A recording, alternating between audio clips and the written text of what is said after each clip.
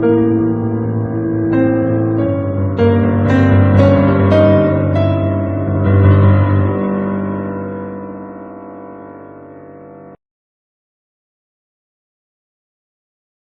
안녕하세요. 인간명리학과 2학년에 재학 중인 김명관이라고 합니다.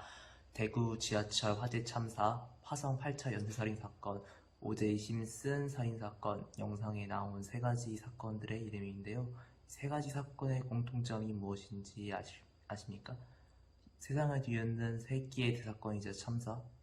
물론 틀린 말은 아니지만 제가 생각하는 세 가지 사건의 공통점은 국가수 또는 그에 준하는 기관들의 흑역사 같은 사건이자 발전의 계기가 되었다는 사건이라는 점입니다.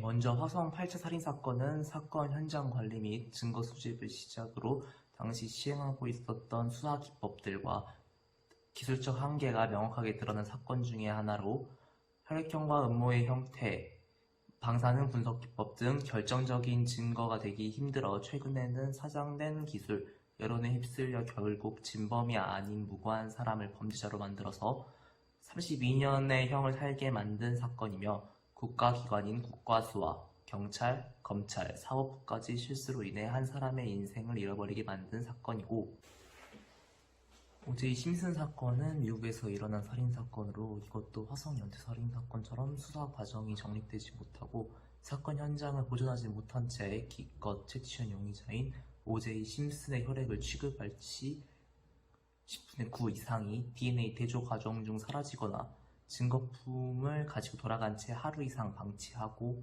제출한 수사기관, 또한 피해자인 니콜 심슨의 시신이 수사가 종결되지도 않았는데 씻겨져 보관된 점, 특히 결정적인 증거가 될 수도 있었던 피 묻은 왼손 가죽 장갑이 용의자인 오제이 심슨의 손에는 맞지 않았으며 거기에 더해 수사를 진두지휘했던 형사의 인종차별적인 발언과 행동이 겹쳐서 이 사건은 인종차별주의자의 증거 조작이자 몰아가기라는 언론 플레이를 용의자의 변호인 집단이 함으로써 형사재판에서는 무죄라는 결과를 이끌어낸 사건입니다. 지하철 화재 참사는 2003년 대구 지하철 1호선에서 피의자인 김대한이 휘발유를 가지고 달리는 지하철 내에서 저지른 방화살인 사건으로 192명의 사망자와 151명의 부상, 실종자 6명을 낸 세계에서도 드물게 일어난 대참사인데, 사건이 이와 같이 커진 이유로는 대구 철도공사의 허울뿐인 재난대책 매뉴얼,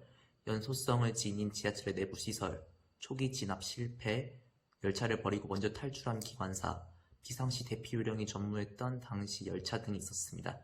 이 사건으로 대구는 사건 직후 특별재난구조 선포되었으며 국과수와 소방청, 대구 철도공사들은 화재 원인 및 사건 전개 과정을 조사함과 동시에 사상자, 실종자들의 DNA 대조, 핸드폰의 데이터 복구, 실종 당시 모습, 그리고 유류품 등을 통해 신원을 확인하며 본인들의 전력을 다해 사건을 수습했습니다.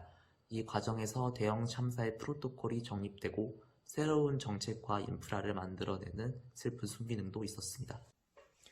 과학수사 강의에서 중점적으로 다룬 부분이 이 세 가지 사건과 밀접한 연관이 있었습니다.